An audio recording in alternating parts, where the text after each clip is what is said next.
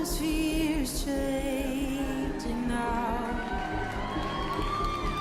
For the Spirit of the Lord is here. The evidence is all around. For the Spirit of the Lord is here. The atmosphere is changing now. For the Spirit of the Lord is here. The evidence is all around. That the Spirit of the Lord is here. Overflow in this place. Fill our hearts with your love. Your love surrounds us. You're the reason we came to encounter your love. Your love surrounds us.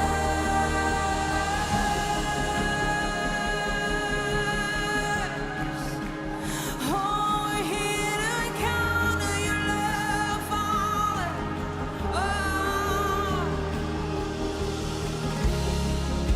A miracle can happen now.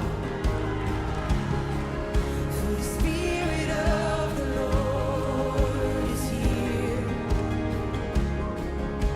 The evidence is all around. That the Spirit of the Lord is here. Overflow in this place. Fill our hearts with your love. Your love surrounds us.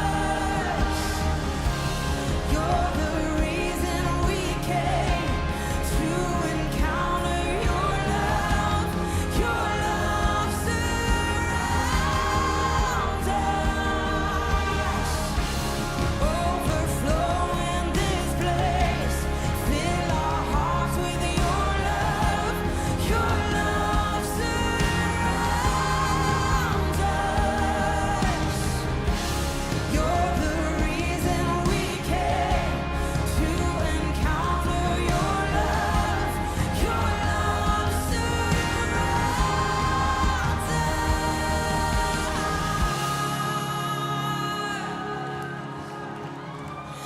Hi, everyone. Within the church calendar, this is the time that is known as a season of Epiphany. The season of Epiphany, for most of us, we think of it as the time when the wise men showed up and presented their gifts to Jesus. It is that, but it is also a time for us to begin to watch God unfold in our midst. It is a time to listen, to wait, to watch, to discern God revealing himself among us. And I think that's a good thing for us to be thinking about as we move into this new season. And out of that, it's like, what does that mean for us? And I think there's a good passage here that helps us understand what it means to enter into this season of watching and listening for God to be revealed among us. This comes from Genesis chapter 28. It is a story of Jacob. And let me read, starting at verse 16. It says, Jacob woke up from his sleep and said, "Surely the Lord is in this place, and I did not know it." And he was afraid, and he said, "How awesome is this place! This is none other than the house of God. This is the gateway to heaven." You see, he had just spent the night out in the wilderness, and the Lord had showed up. And in a dream, God had told him that God would be with him. Listen to this. He says, "I will give you and your offspring this land, and your offspring will be like the dust of the earth." This is verse 13 and 14. He says, you shall spread out over all the areas, and all the families of the earth will be blessed in you and your offspring. Know that I am with you and will keep you wherever you go, and will bring you back to this land. For I will not leave you until I have done what I've promised. That's God being very present. God says, I'm not leaving. I'm not going anywhere. And I'm hanging in there with you.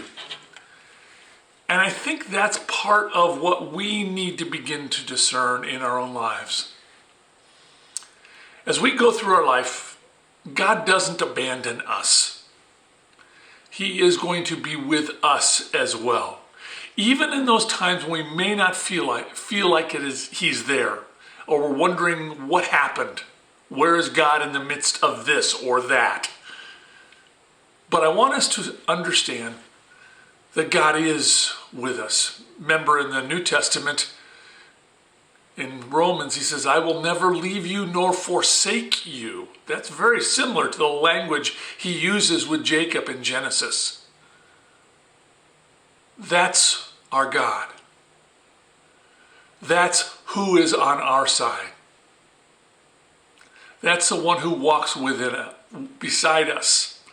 And so as we walk through our days, this is the opportunity to say, where is God showing up in my life? Where is God directing me? Where is God leading me? And taking the time to listen to what that might be. To listen to what he might be saying to you, to try to discern it. That is the season of Epiphany.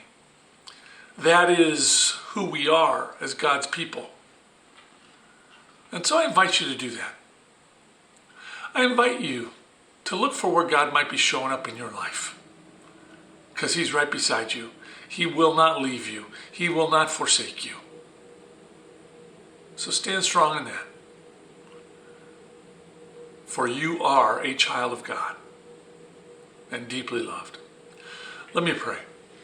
Lord, thank you that you are here, you are among us, and you are moving among us, Lord.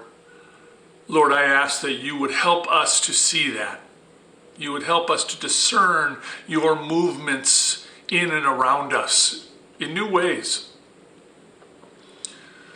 Lord, help us to see, because that encourages us, that strengthens us, and that gives us the ability to continue to persist and to move forward, even in hard times. So, Lord, help us to see your actions among us. I ask that in your name. Amen. Well, we're just a little over a week away from the beginning of Alpha.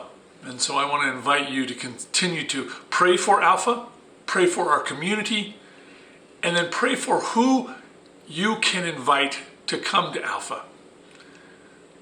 And as I said in last week's message, if you aren't sure of those questions that Alpha asks about what the purpose of life is there really a God? Why did Jesus have to come? Who is Jesus? And what does it mean? And what's the benefits of following him?